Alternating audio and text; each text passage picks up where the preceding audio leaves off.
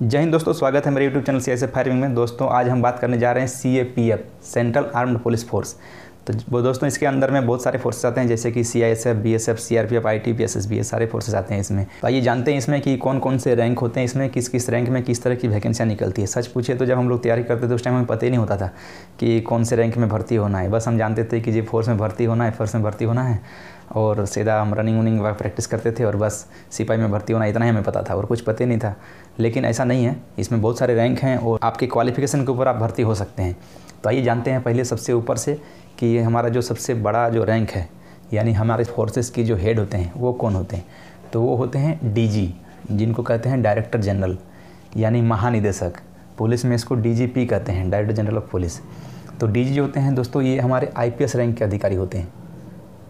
सबसे senior most, जिनकी service 2 से 3 साल बची रहती है, तो उनको डीजी बनाया जाता है, चाहे तो पुलिस में, चाहे पैरामिलिट्री में या किसी अन्य संस्थानों में। फिर उसके बाद वो रिटायरमेंट हो जाते हैं। तो उनके ये जो है हमेशा आईपीएस रैंक के ही अधिकारी होते हैं, डायरेक्टर जनरल। उनके नीचे होते हैं आईजी, इंस्पेक्टर जनरल, इनको कहते हैं महानिरीक्षक।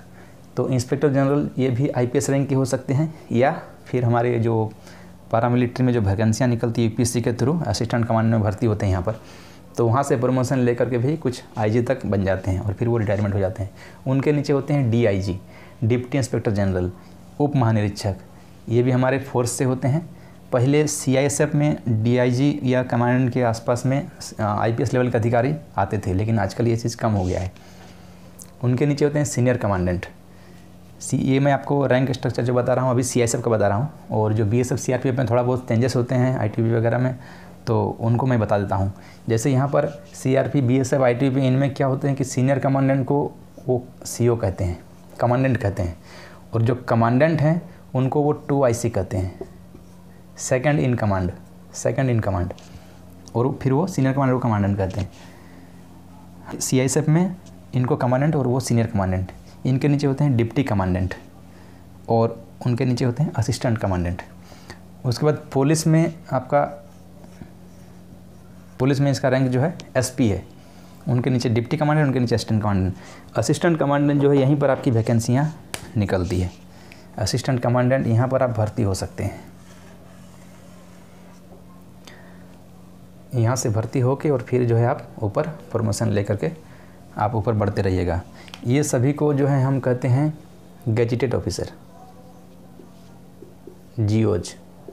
ये सारे जो होते हैं ये गैजेटेड ऑफिसर में आते हैं। इनके एग्ज़ाम जो है यूपीएससी करवाती है, ये जो है यूपीएससी कंडक्ट करवाती है। क्वालिफ़िकेशन आपको चाहिए ग्रेजुएशन,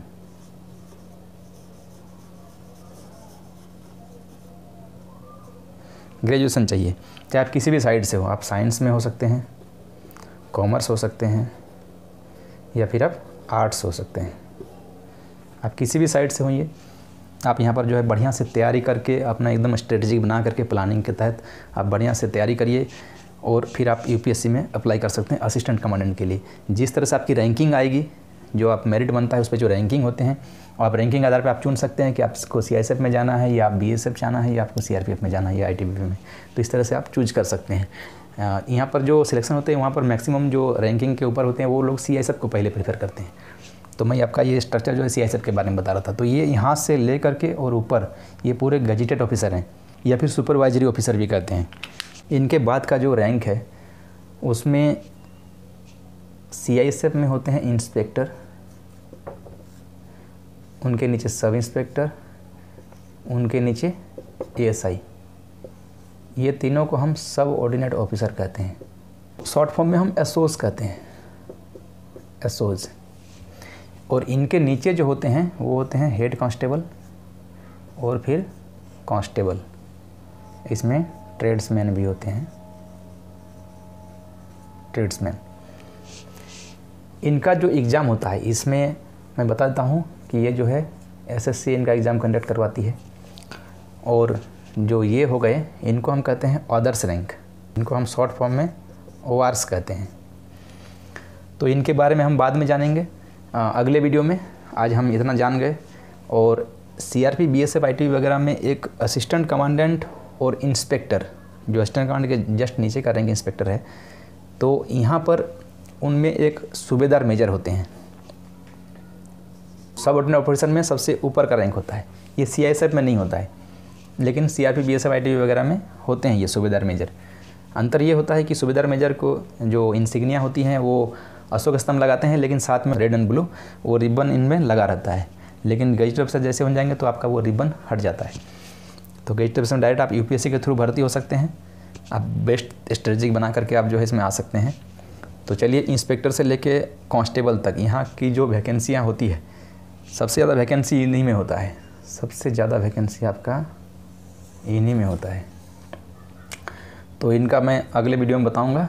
तो चलिए, अगर वीडियो अच्छी लगे तो आप लाइक कीजिए, अपने दोस्तों के साथ शेयर कीजिए, और अगर आप चैनल में नए हो तो सब्सक्राइब करके बेल आइकन पर हिट कर लीजिए, ताकि आपको हर एक वीडियो का नोटिफिकेशन समय से आ जाएगा। तो आज इतना ही जानते हैं दोस्तों। इसके बाद हम जो है अगले वीडियो में डिटेल से जानेंगे बिल्कुल कि यहाँ पर और कौन कौन सी वैकेंसियाँ निकलती है। तब तक के लिए जय हिंद।